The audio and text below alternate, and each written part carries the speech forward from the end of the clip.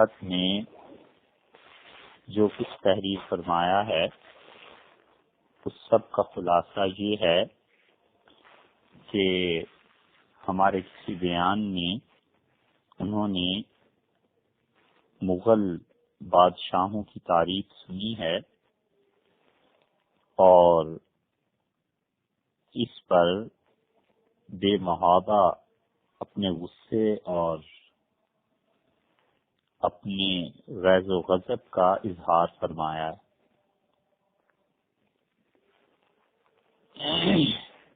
افسوس یہ ہے کہ ان 7 صفحات میں کوئی ایک بات بھی ایسی نہیں ہے جسے ہم یہ کہیں کہ کوئی کام کی بات لکھی ہے۔ خام خواہ فضول میں اپنا وقت بھی برباد کیا اور ہمارا بھی وقت وہ برباد کیا جو پڑھنے میں صرف ہوا۔ مغل بادشاہوں کو خوب گالیاں دیں اور یہ بتایا ہے کہ انہیں سوائے شراب نوشی کے، عورتوں کے اور قتل و غارت گری کے اور کوئی کام ہی نہیں تھا، اور ان لوگوں نے دنیا میں کیا آخر اچھے کام کیے۔ جی تو چاہتا ہے یہ کہ صاحب بالکل برابر کی چوٹ کا جواب آپ کو دیں، لیکن مجبوریاں مانے ہیں کہ مولویت بدنام ہوتی ہے اور لوگ پھر یہ کہتے ہیں کہ مولوی صاحبان تو ہوتے ہی ایسے سخت ہیں۔ اور بابر، جہانگیر اور ہمایوں ان تینوں پہ خوب برسے ہیں، اور کیا ہم یہ کہنے کا حق رکھتے ہیں کہ معلوم ہوتا ہے بالکل ہی جاہل ہیں۔ صاحب ہم نے مغل بادشاہوں کی تعریف کی ہے، یقیناً کی ہے، لیکن ہم نے انہیں کوئی پیغمبر نہیں مانا کہ وہ معصوم ہوتے۔ بلا شک و شبہ وہ ہندوستان کے بے مثال حکمران تھے اور ہماری قوم نے انہیں پڑھا ہی نہیں۔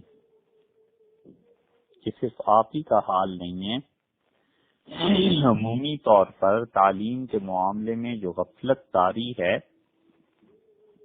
کوئی نہیں جانتا کہ ان لوگوں کی سلطنت کتنی عظیم تھی، اور بابر، ہمایوں، جہانگیر کتنے بڑے بڑے لوگ تھے۔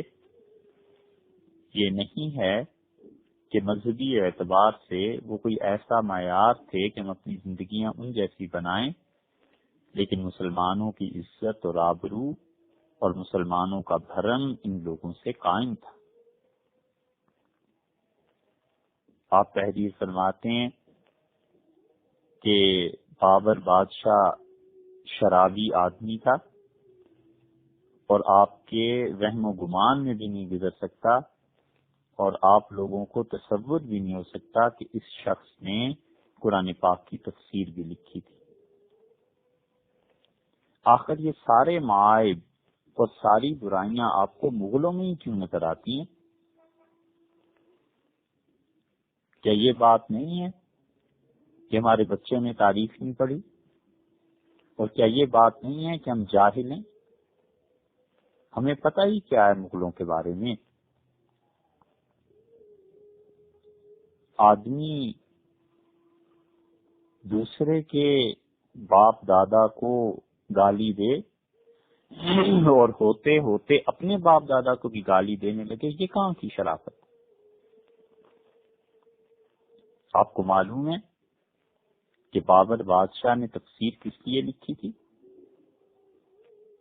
بابر بادشاہ کی بیٹی قرآن پاک کی تفسیر پڑھنا چاہتی تھی اور انہوں نے اس کے لیے بندوبست کیا تھا۔ اگرچہ اس زمانے میں چوٹی کے علماء موجود تھے، لیکن وہ مغل شہزادی ایسی ذہین تھی کہ بڑے بڑے علماء اس کو پڑھانے سے عاجز آ گئے۔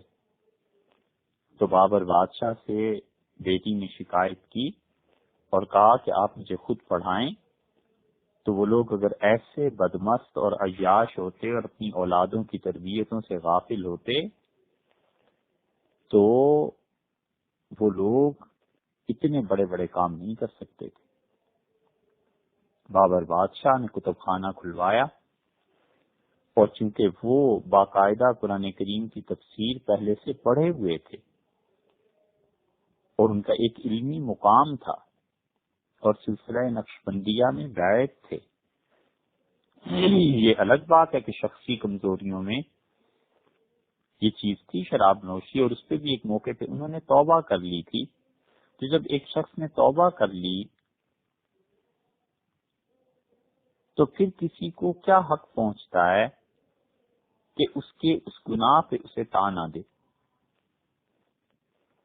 تو بابر بادشاہ نے اپنی بیٹی کے لیے قرآن کریم کی ایک مختصر تفسیر لکھی۔ آپ تو اس کے بابری پڑھیے تو آپ کو اندازہ ہوگا کہ وہ اس کی ڈائری ہے، اور اس ڈائری میں اس نے اپنی موقعات، مصروفیات کی چیزیں لکھی ہیں، تو شاید اندازہ ہو جائے کہ مغل بادشاہ صرف تلوار اور شمشیر ہی کے دھنی نہیں تھے، علم میں بھی بہت سے لوگوں کو، ان شہزادوں کو کمال کا علم اللہ نے عطا فرمایا تھا۔ آپ نے گلبدن بیگم کا نام سنا ہے؟ نہیں سنا نا؟ اور یقیناً نہیں سنا ہوگا۔ یہ خط بتاتا ہے کہ ماشاءاللہ کتنے پڑھے لکھے ہیں۔ کیا کوئی شخص بالکل غیرت سے ہاتھ دھو بیٹھے اور اپنے آباء و اجداد اور مسلمان بادشاہ ان کی یہ توہین گوارا کرے؟ گلبدن بیگم بابر بادشاہ کی صاحبزادی تھی، اور بابر نے جو تفسیر لکھی ہے اب بھی انڈیا آفس لائبریری لندن میں موجود ہے۔ ہمیں اگر فلمیں اور سیریز دیکھنے سے فرصت ہو تو ہم کوئی کام کریں۔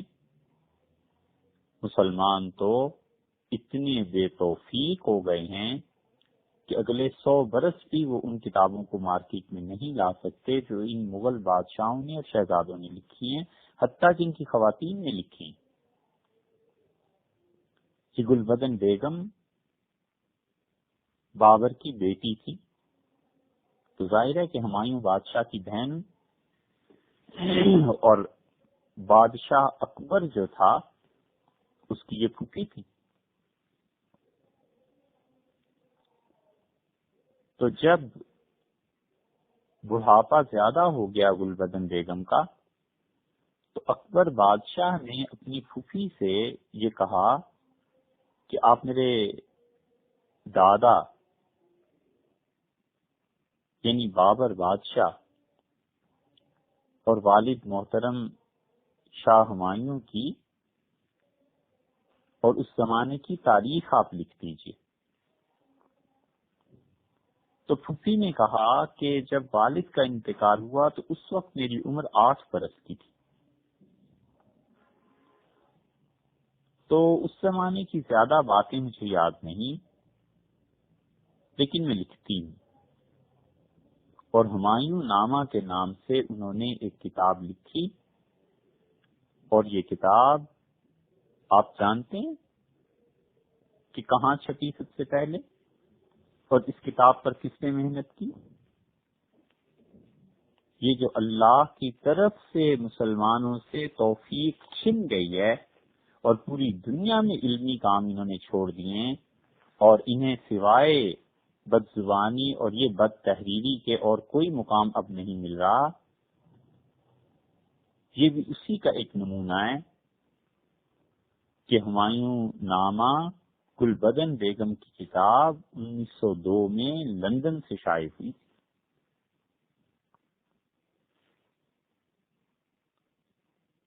آپ اسے پڑھیں تو آپ کو اندازہ ہوگا کہ مغل شہزادیاں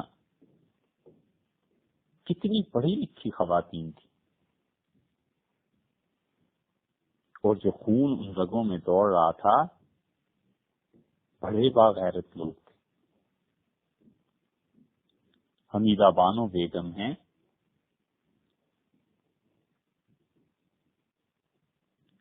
یہ اکبر بادشاہ کی والدہ تھی،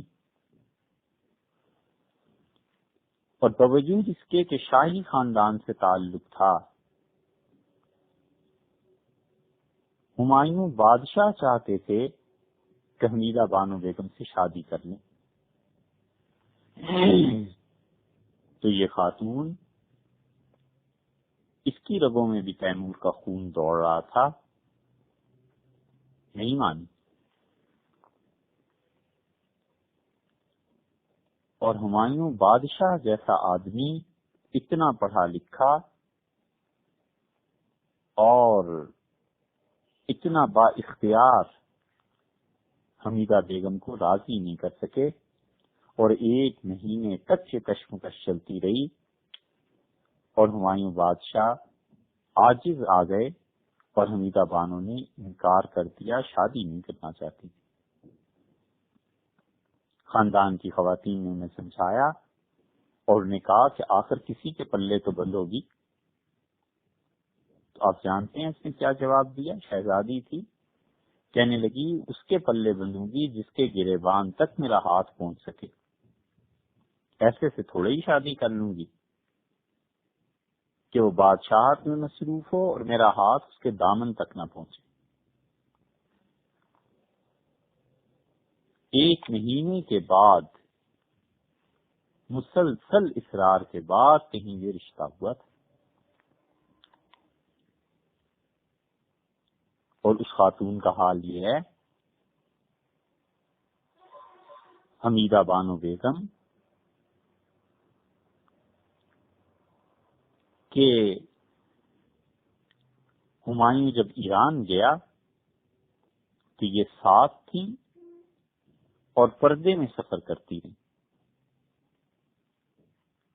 اور آپ ہمایوں نامہ پڑھیں تو آپ کو پتا چلے گا کہ یہ خواتین مغل شہزادیاں موسیقی میں بھی کمال رکھتی تھی۔ یہ الگ بات ہے موسیقی جائز ہے یا ناجائز، اور یہ ان کی حرکت جائز تھی یا ناجائز تھی، لیکن جب ان کے شہزادے، اپنا خاندان مل بیٹھتا تھا، باہر کا کوئی آدمی نہیں ہوتا تھا، تو یہ مغل شہزادیاں خود گانے میں شریک ہوتی تھیں، احتیاط کرتی تھیں کہ باہر کا کوئی آدمی نہ آنے پائے، لیکن خاندان میں مرد جنہوں نے موسیقی کا علم باقاعدہ حاصل کیا ہوتا تھا ان کا مقابلہ نہیں کر سکتے تھے۔ بابر بادشاہ کی بیوی ماہم بیگم، جب بابر کا اقتدار جم گیا تو انہوں نے خط لکھا اور انہیں ہندوستان سے بلایا، افغانستان سے بلایا، اور نقارے بجے تو بابر بادشاہ 2 میل تک پیدل استقبال کے لیے گئے، اور ماہم بیگم نے اترنا چاہا تو بابر نہیں مانے، اور اپنی اہلیہ کو 2 میل تک بابر بادشاہ پیدل برابر چلتے رہے اور انہیں لے کر کھڑا ہے۔ یہی ہمایوں بادشاہ بابر کے بیٹے جب حمیدہ بانو بیگم کے رشتے کی بات چلتی رہی اور وہ اپنی ضد پر قائم رہی، تو ایک دن ہمایوں نے کہا کہ آخر یہ چاہتی کیا ہے، اس میں کیا کمی ہے؟ تو ہمایوں کی بہن کو حمیدہ نے جا کے کہا کہ میں نے سنا ہے وہ میرے متعلق پوچھ رہے ہیں کہ میں کیوں ہاں نہیں کر رہی، تو انہیں کہیں کہ ان میں کمی یہ ہے کہ ہمایوں بادشاہ میرے برابر کا نہیں ہے، میرا جوڑ کیا ان کے ساتھ، میں تو شادی وہاں کروں جہاں برابری کی سطح ہو شوہر کے ساتھ، ہمایوں کم درجے کے آدمی۔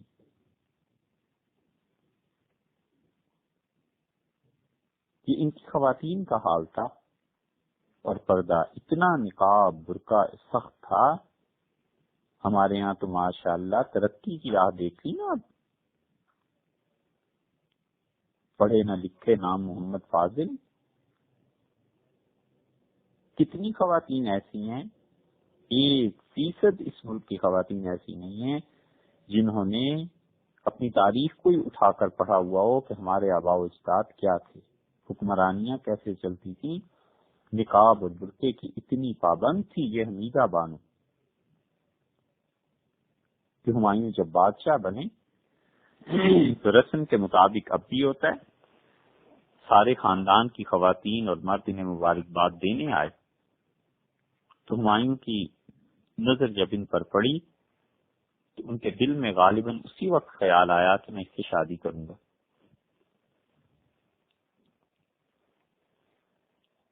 اور کچھ عرصے کے بعد ہمایوں نے ایک تقریب منعقد کی اور طے یہ ہوا کہ سارے خاندان کے لوگ دوبارہ بادشاہ کو سلام کریں گے، تو سب لوگ گئے، یہ حمیدہ نہیں گئی۔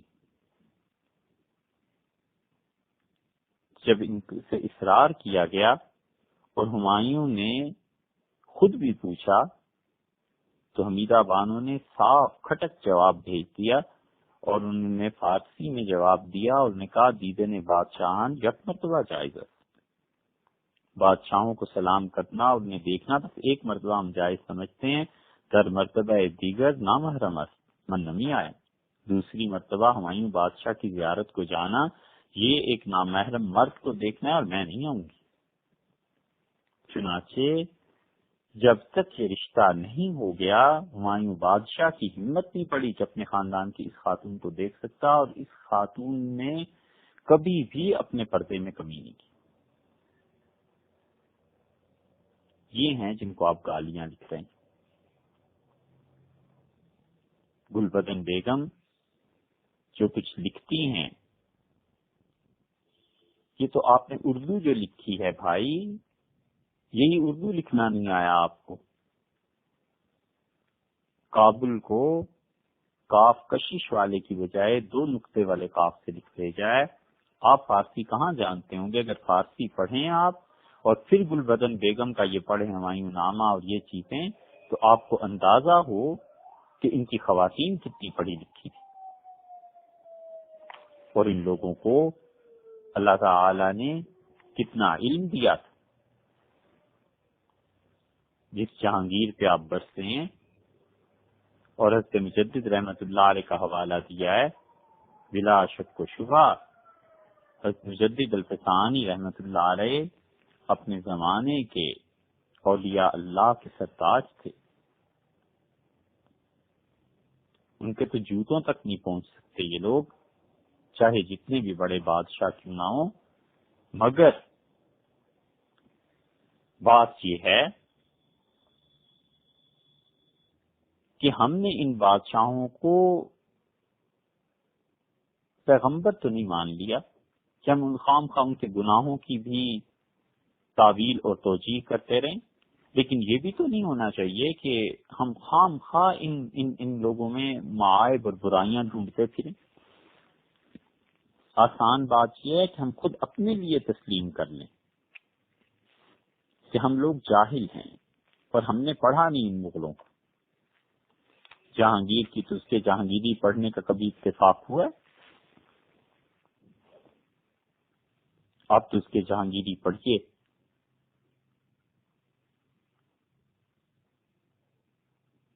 اور آپ کو اندازہ ہو کہ جہانگیر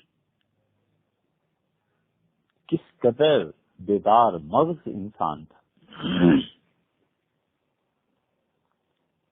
حیوانات پہ اس نے کتنا بڑا کام کیا۔ 12 برس کی عمر تھی اس سے لے کے 50 برس کی عمر تک جہانگیر نے جو تاریخ بیان کی ہے، جو اس کے زمانے میں لکھی گئی ہے، 28,000 سے زیادہ شکار اس شخص نے کیے تھے، جن میں سے 86 شیر تھے۔ اور جہانگیر جس جانور کا شکار کرتا تھا فوراً کہتا تھا اس کا وزن لکھو، اس کی تشریح کرو، اس میں لکھو کہ ہم نے اس جانور کو کہاں شکار کیا اور اس میں کیا کیا غیر معمولی چیزیں ہیں۔ صورت شکل بنواتا تھا اور ایسی زبردست تحریر لکھتا ہے کہ اس کو پڑھیں تو اندازہ ہوتا ہے کہ گویا تصویر کھینچ کے رکھتی۔ بندروں پہ لکھا ہے، ولایتی مرغیوں پہ لکھا ہے۔ یہ اس کے بیدار مغز ہونے کا ثبوت ہے۔ اور شکار کی تصویریں بنواتا تھا۔ اپنی سلطنت کے 18ویں سال میں اس نے ایک ایسے زبردست ببر شیر کا شکار کیا کہ خود حیران ہے کہ ہندوستان میں اس درجے کے جانور پائے جاتے ہیں۔ سفید رنگ کے چیتے، اس نے لکھا کہ والد کو بڑا شوق تھا کہ کسی طرح 100 پورے ہو جائیں، اور 100 سفید رنگ کے چیتے پورے نہیں ہو رہے تھے، 99 ہوتے تھے، پھر مر جاتا تھا کوئی نہ کوئی۔ اور بڑی خوشی سے لکھا ہے کہ میرے زمانے میں 100 سفید چیتے جمع ہو گئے۔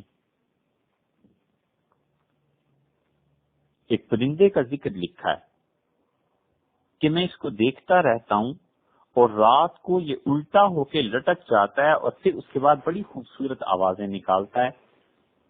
بے دریغ پیسہ اس نے خرچ کیا شکاریات پہ، جانوروں کی تحقیق پہ کہ جانور کس موسم میں کہاں سے کہاں جاتے ہیں، ان کی ہجرتیں کیا ہوتی ہیں، کھاتے پیتے کیا ہیں، اور ہاتھیوں کے بارے میں۔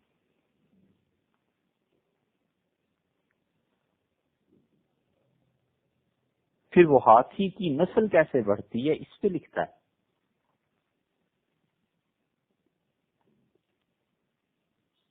اور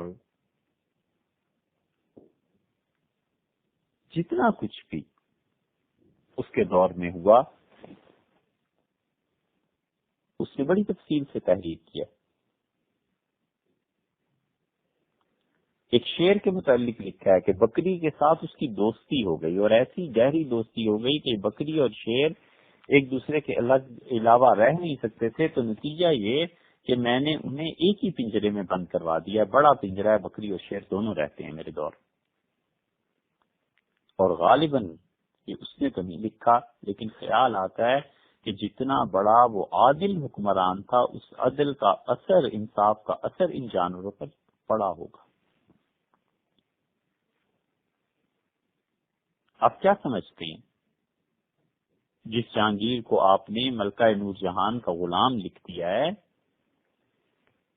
یہ ایسے نہیں تھا کہ نور جہان جو کچھ چاہے وہ ہو جایا کرے۔ نور جہان خود بھی پڑھی لکھی، اس اعتبار سے کہ سلطنت میں کیا کام کیسے کرنے ہیں اسے اس فن سے شد بدھ تھی۔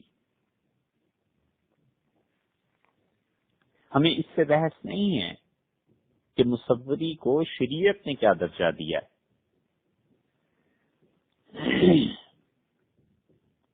ہم کوئی شرعی مسئلہ نہیں بیان کر رہے،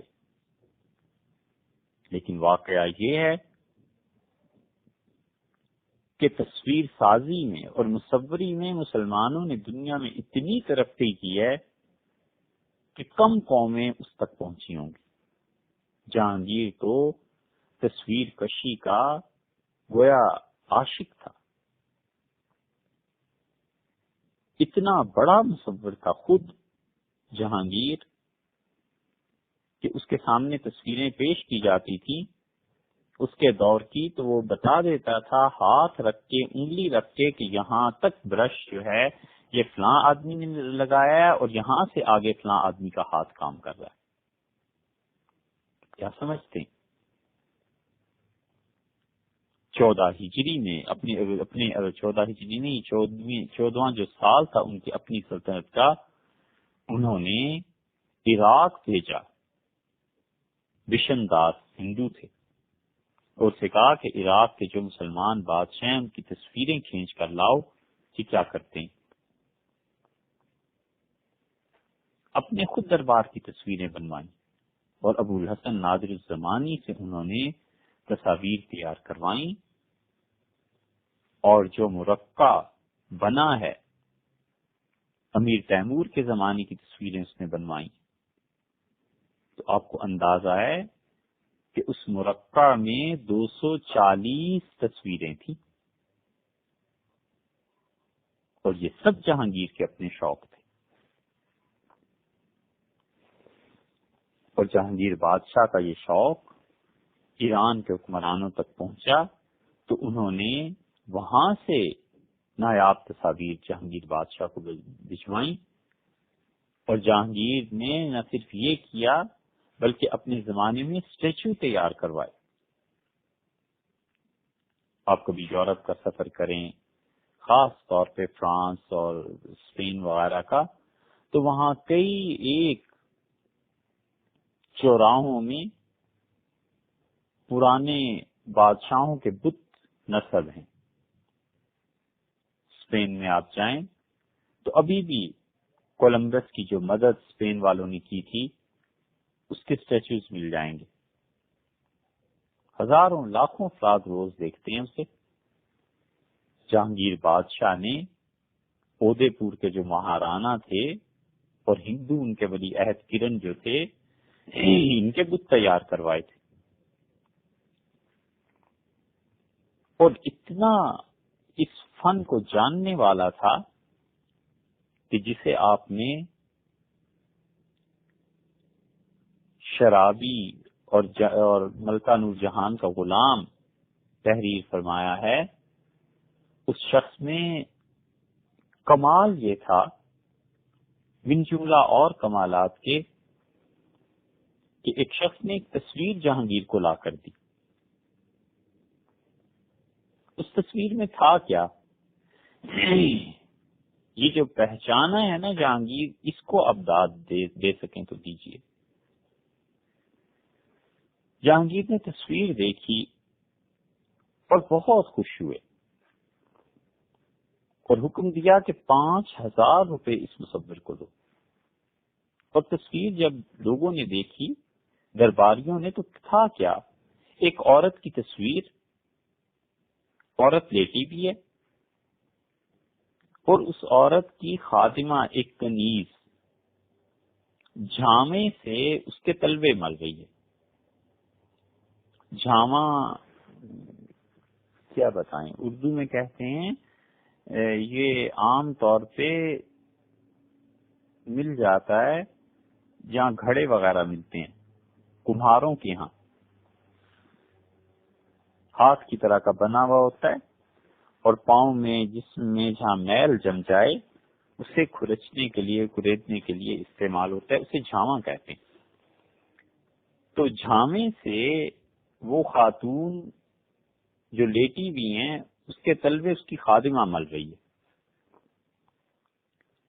تو دربار والوں نے دیکھا اور انہوں نے کہا حضور یہ تو عام سی تصویر ہے، اس میں کون سی ایسی خاص بات ہے کہ آپ نے 5000 روپے دیے؟ تو جہانگیر نے جو بات کہی ہے اس سے معلوم ہوتا ہے کہ مصوری پہ اس کی کتنی نظر تھی اور انسانی نفسیات کو کیسے سمجھتا تھا۔ اس نے کہا کہ جب کسی بھی مرد و عورت کے تلوے سہلائے جاتے ہیں تو اس میں ایک گدگدی پیدا ہوتی ہے، اور گدگدی کا اثر چہرے پر یہ ہوتا ہے کہ انسان کے چہرے پہ مسکراہٹ آ جاتی ہے۔ تو تم دیکھو اس نے کمال یہ کیا ہے کہ اس عورت کے چہرے پر مسکراہٹ بھی بتائی ہے۔ تو یہ بڑا ذہین مصور ہے، اس کی ذہانت ہمیں پسند آئی اور ہم نے اسے 5000 دیے۔ مصور ذہین تھا تو بادشاہ بھی کچھ کم ذہین نہیں تھا۔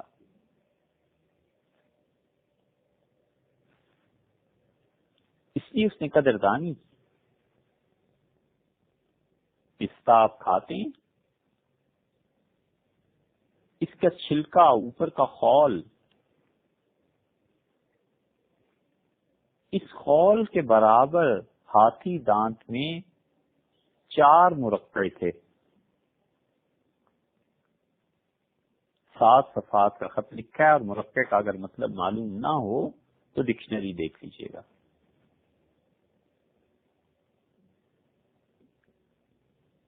اور یہ ساری چیزیں جہانگیر کے پاس تھیں۔ مرقع کیا ہے؟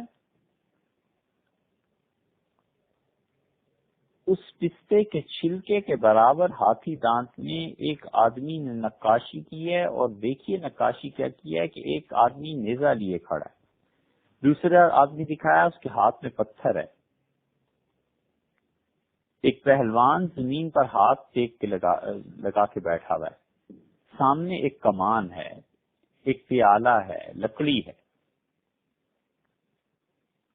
اسی طرح دوسرا مرقع۔ تو جہانگیر نے دیکھا تو اس نقاشی پہ حیران ہوئے کہ اتنی چھوٹے سے پستے کے چھلکے پہ کیا خوبصورتی سے نقاشی کی گئی ہے۔ اور چوتھے مرقع میں انہوں نے دکھایا کہ درخت کے نیچے سیدنا عیسیٰ علیہ السلام بیٹھے ہوئے ہیں، اور ایک آدمی ان کے پاؤں چوم رہا ہے، اور حضرت کسی بوڑھے آدمی سے بات کر رہے ہیں، اور 4 آدمی اور بھی کھڑے ہیں۔ تو یہ تمام تصویریں جو ہاتھی دانت کی ہیں صرف پستے کے ایک چھلکے میں آ گئی۔ جہانگیر کو اتنی اس پہ حیرت ہوئی ہے کہ انہوں نے خود اپنی تزک میں اس کا تذکرہ لکھا ہے اپنی ڈائری میں، وہ لکھا ہے کارنامہ ساخت ہے از نظر گزرانید ہے، کارنامہ ہے بہت بڑا جو میری نظر سے گزرا ہے کہ تا امروز مثل این کارے نہ شدہ بود، آج تک کسی نے ایسا کام ہمارے ملک میں نہیں کیا، ہماری سلطنت میں جیسا اس نے کمال کیا۔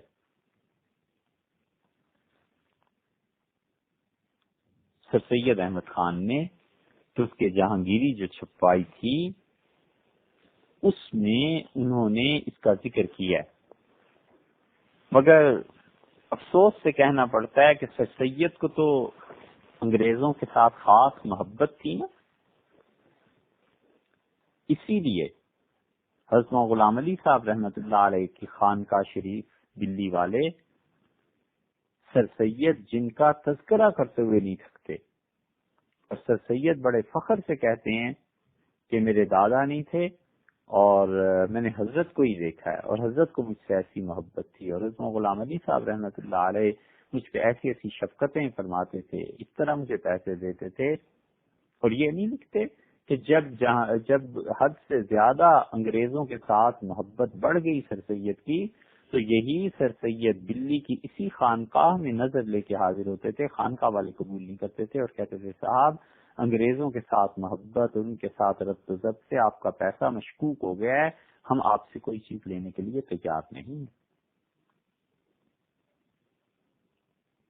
تو ماڈرن اسلام سر سید کے اتنا دماغ پہ سوار ہو گیا تھا کہ سر سید نے جب اس کے جہانگیری کو چھپوایا ہے تو ساتھ یہ بھی تبصرہ فرمایا ہے کہ کوئی ہندوستانی شخص ایسا کمال نہیں کر سکتا، اس لیے یورپ سے یہ بن کے آئی ہوگی جہانگیر نے جو پسند کی ہے۔ اور پھر حد کر دی ہے یہ تحریر فرما کے کہ جو عیسیٰ علیہ السلام کی تصویر ہے یہ بھی دلیل ہے اس کی کہ یورپ والی انہیں مانتے ہیں، ہمارے ہاں نہیں ایسے۔ اور اتنی سمجھ نہیں آئی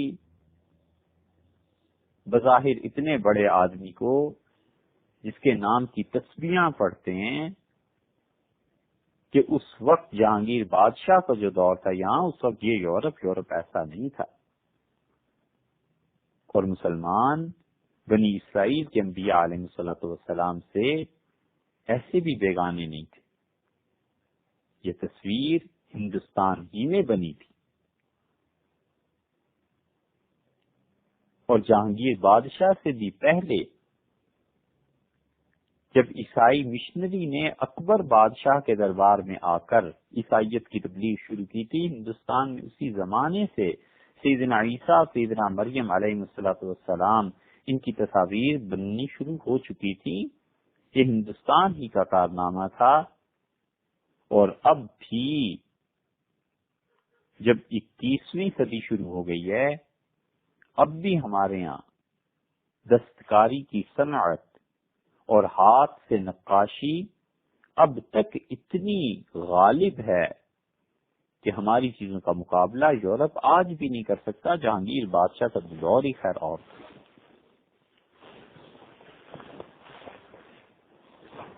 اس لیے جس بادشاہ کو اتنا آپ برسے ہیں نا، کے شوق، اس کا ذوق اور اس کا علم، اس کی ہلکی سی جھلک دیکھنی ہو تو اس کے جہانگیری کا مطالعہ کیجیے۔ طب میں مہارت تھی، جہانگیر کو پتا چلا کہ فلاں شخص بیمار ہے، قیدی ہے، تو انہوں نے زعفران کے ذریعے اس کا خود علاج کرنا چاہا اور اسے زعفران کھلائی، اور پھر کیا نتیجے نکلے ہیں اس کو انہوں نے لکھ کے بھیجا۔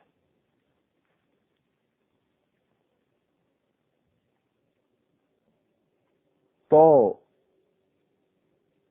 یہ سب چیزیں اس لیے نظر نہیں آتی کہ علم نہیں ہے، پڑھا نہیں ہے، اور اگر تعلیم سے کچھ دلچسپی ہوتی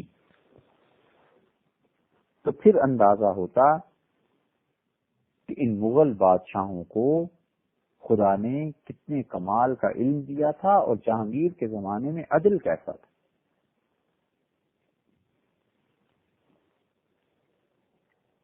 ولیعذ باللہ ان میں سے بہت سے بادشاہ شراب پیتے تھے، اور شراب کیسے بنتی تھی اور شراب میں کیا کیا چیزیں ڈالی جاتی تھی، اللہ تعالیٰ اپنی پناہ میں رکھے۔ یہ ہمارا میدان ہے بھی نہیں اور نہ ہی کسی مسلمان کا ہونا چاہیے، لیکن جس اعلیٰ درجے کی شراب ہندوستان میں اس وقت بھی بنتی تھی اور اب بھی بنائی جا سکتی ہے، یورپ ابھی تک وہاں نہیں پہنچا۔ اس لیے کہ ان لوگوں نے خالص وہ چیزیں جو یہاں ہندوستان میں پیدا ہوتی تھی ان چیزوں کو کشید کر کے پھر اس سے نشہ آور چیزیں تیار کرتے تھے۔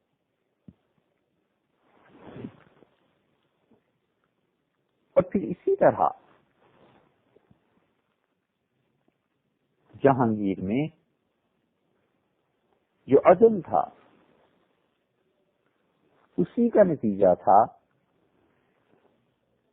کہ ملکہ نور جہان نے قتل کے ایک مقدمے میں ناز سے یہ بات کہی کہ قتل یقیناً خطا سے ہوا ہے، مگر کیا یہ تصور بھی کیا جا سکتا ہے کہ میرا خون بہایا جائے گا؟ اس قسم کے جملے سن کے جہانگیر نے اپنی ملکہ اور اپنی محبوبہ کو بلایا اور اسے کہا کہ میں نے دل آپ کو دیا ہے، ایمان نہیں دیا، اور اگر قاضی یہ وقت یہ فیصلہ کر دیں کہ خون کے عوض میں آپ کا خون بہایا جائے گا تو میں نے تلوار میں بچھوا دی ہے کہ میری محبت کا ہرگز خیال نہ رکھا جائے اور نور جہان کی گردن بھی اتار دی جائے اگر شرع کا فیصلہ یہی ہے۔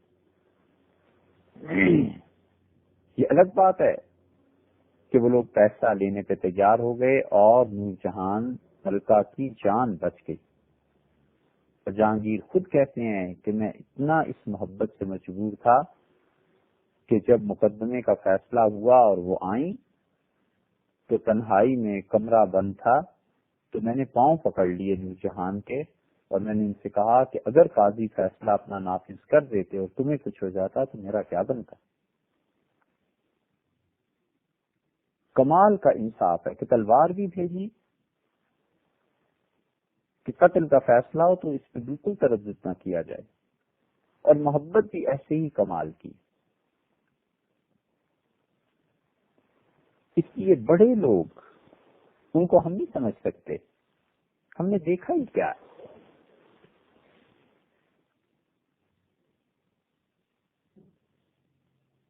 اجداد جمع ہو جاتی تھی ان میں، وہ جس درجے کے سخی ہوتے تھے اتنے ہی پیسے کے معاملے میں محتاط بھی ہوتے تھے، وہ جتنی اچھی محبت نبھانا جانتے تھے وہ انصاف کے معاملے میں اتنی کڑی سزا دینا بھی جانتے تھے۔ وہ مثل جو مشہور ہے کہ سونے کا نوالا وہ کھلاتے تھے اور شیر کی نظر سے دیکھتے تھے۔ یہ ان سب لوگوں کا حال تھا۔ بابر بادشاہ سے لے کر اور اورنگزیب عالمگیر رحمت اللہ علیہ تک ان سب لوگوں کو خدا نے جو کمالات عنایت فرمائے تھے ان کو اگر پڑھنا ہو تو اس زمانے کی تاریخ کو پڑھنا چاہیے. آپ نے نہیں پڑھا تو اس کا مطلب یہ نہیں ہے کہ ان لوگوں میں کمال نہیں تھا. یہ تو ہمارے اپنے گھر کی دولت ہے. یہ تو ہمارے اپنے مسلمان بادشاہ تھے. فتوے کی زبان الگ ہے. بشری کمزوریاں کس میں نہیں ہوتی؟ سوائے انبیاء علیہ الصلوۃ والسلام کے اور کون ہے جو معصوم ہوا کرے؟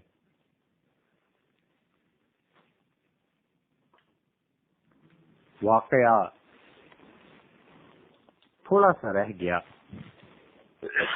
جس کی طرف اشارہ کیا ہے اور ممکن ہے کسی کے ذہن میں تذبذب پیدا ہو. بات یہ تھی کہ نور جہان ملکہ تھی اور وہ ٹہل رہی تھی.